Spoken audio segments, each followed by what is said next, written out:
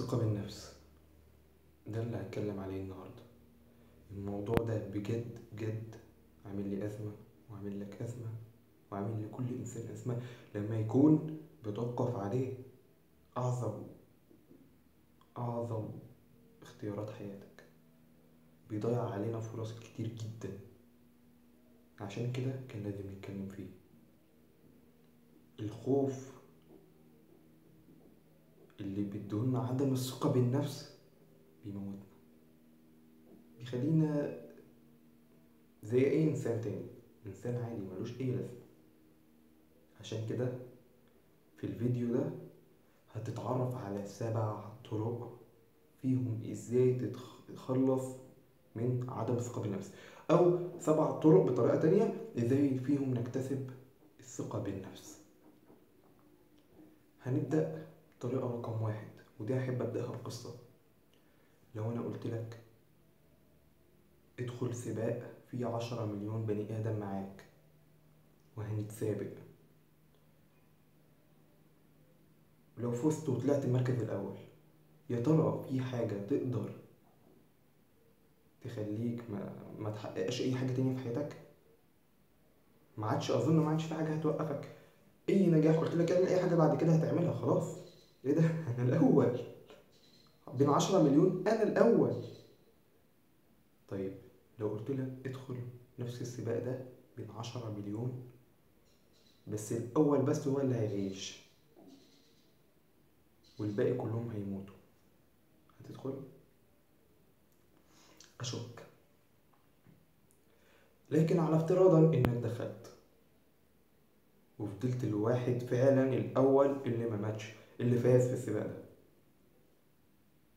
اظن مفيش حاجه في الدنيا، اي حاجه مهما كانت، تعطلك عن اي حاجه انت نفسك فيها.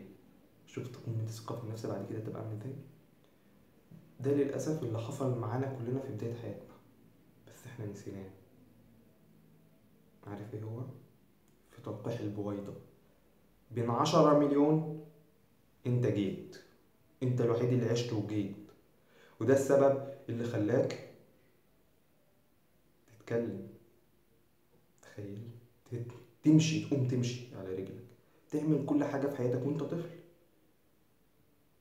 هو ده الدافع اللي خلاك تبقى وانت طفل عندك المقدرة انك تعمل اي حاجة. انت الوحيد اللي بين 10 مليون فضلت عايش. عايز ايه اكتر من كده؟ عشان كده لازم تفتكر القصة دي كل ما تكون محتاج ثقة بنفسك. وده رقم 1، فكر نفسك بأعظم إنجازات حياتك. انت واحد، الواحد وبس اللي بين 10 مليون عاشوا. تاني حاجة، للأسف الكلام بيموتنا. كلام مصدره كبير جدا على الإنسان، إن هو دلوقتي إيه، أنا ضعيف، شوف كتاب نزل إزاي، أنا كسلان، ماليش نفسي أعمل حاجة الصراحة، مفيش ماليش نفسي أعمل أي حاجة خلاص. أعمل ليه؟ أنا كسلان، أنا ضعيف، أنا ما بعرفش. للأسف هو ده الكلام اللي بيموتنا. قوة الكلام وتأثيرها على الحالة النفسية بتاعت الجسم كبير جدا. عشان كده بلاش أنا ضعيف، انسى أنا ضعيف، خليك أنا قوي، أنا قوي، أنا قوي. أنا حاسس بطاقة دلوقتي عشان أحمد قوي، أنا قوي. تقدر تعمل كده؟ اعمل كده. ليه تقول أنا ضعيف؟ استبدلها، شيل استحالة من قاموسك، شيل الكلام اللي ملوش لازمة حتى لو أنت مش مؤمن بيه، بس في البداية خلي بالك من كلامك. وده هيبقى رقم 3. رقم 2 خلي بالك من كلامك. هنتكلم في رقم 3 دلوقتي، وهو خلي بالك من مصاصي الطاقة. دي ناس معينة اتكلمت عليهم قبل كده على الصفحة، ناس بتمص الطاقة اللي جواك وتخليك مجرد ما تقوم من معاهم كسلان، مش عايز تعمل أي حاجة. أنت عارف مين الناس دي؟ الناس اللي تيجي تقعد معاه شكاي، بيرمي كل حاجة على غيره، ما بيقولش دايما، عمره ما يقولك حاجة حلوة، يشتكي من حياته ومن الدنيا ومن كل حاجة. ده بيقوم، وده اوعى تقعد معاه، تجنبه. حتى لو قعدت معاه، ما تستسلموش، ما توافقوش في كلامه، حتى لو انت من النوع انك انت عايز تدعمه. لا، الناس اللي زي دي هتوقعك جامد. تجنبهم. مصاصي الطاقة دول تجنبهم. يبقى دي كانت رقم 3، خلي بالك من مصاصي الطاقة. نتكلم في رقم 4 اللي هي ادعم نفسك دايما. انا بسميها كده، ادعم نفسك دايما. تعالى جرب حاجة انت عايز تعملها، صور نفسك فيديو، قيم نفسك، غير الحاجات اللي ما عجبتكش. اقف قدام المرايه، انت مش مجنون. اقف قدام المرايه. في ناس يقول يا عم اقف قدام المرايه اكلم نفسي انا مجنون. لا يا عم انت مش مجنون، مين قال لك انك مجنون؟ بس جرب كده تقف قدام المرايه، جرب تتكلم مع نفسك، اعتبر نفسك بتعمل برزنتيشن قدام المرايه.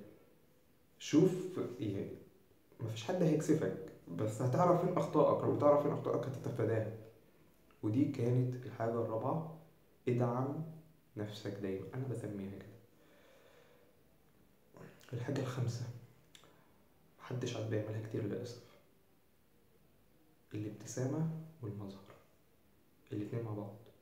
طبعا لو هنتكلم عن المظهر فده مش محتاج، اللي هو خلي بالك من لبسك، ده مش محتاج. في ناس لا مهتمة، انا ما بتكلمش على اللبس بس، انا بتكلم عن المظهر بصفة عامة. اللي هو خلي بالك من مظهرك، بلاش تسريحة الشعر الاوفر، بلاش تكون اوفر في اي حاجة. خليك انسان طبيعي، خليك انسان سوي في لبسك، خليك انسان طبيعي، خليك انسان سوي. اهتم بلبسك، اهتم بمظهرك، واهم من ده كله اهتم بابتسامتك. الابتسامة، الابتسامة هي دي سبب كل حاجة حلوة هتحصل في حياتك. جرب، ما انتش خسران حاجة. هتخسر حاجة لما تبتسم في وش أي إنسان تقابله؟ الابتسامة في وجه أخيك المسلم صدقة، صدق رسول الله، صدقة. عارف ليه؟ بتفتح لك كل باب خير في حياتك، ودي سبب ثقة في النفس. جربها مش هتندم. يبقى عندنا خامس حاجة الابتسامة والمظهر. طيب سادس حاجة والقبل الأخيرة بحب أسميها إيه؟ جرب تخاطر، جرب تعمل حاجة بتخاف منها. على سبيل المثال انا خايف اطلع قدام الناس واتكلم. اوكي، تعالى ايه رأيك الاسبوع الجاي تطلع قدام الناس وتتكلم؟ جرب. هتكون قدام حاجتين، يا اما تطلع بتعرف تتكلم قدام الناس وساعتها عرفت انك انت بتعرف تتكلم قدام الناس ومفيش حاجة تانية هتوقفك في حياتك، يا اما هتطلع ما بتعرفش وهتبقى اتعلمت تتكلم قدام الناس برضه. هتتعلم درس بقية حياتك، او هتتعلم انك بتعرف ده لبقية حياتك. الاخيرة وهبدأ بقصة. انا قلت لك اللي انت عايزه موجود الناحية التانية من الشارع، بس عشان تعدي الشارع ده كله بلطجية وحرامية، هتعدي هتخاف، طبيعي، اي انسان هيخاف. طيب نفترض ان انا قلت لك خد بودي جاردس معاك وعدي الشارع هيحموك، هتعدي صح؟ هو اللي انت عايزه الناحية التانية وانت معاك ناس بيحموك، لو ما عدتش تبقى مينفعش. ده اللي احنا ما قلناش واخدين بالنا منه، ان انا معايا بودي جارد. ايوه موجود معايا دلوقتي، وموجود معاك وانت بتتفرج عليا دلوقتي، وموجود معاك في اي وقت، مش في الوقت بس او بعدين او زمان، موجود دايما معانا.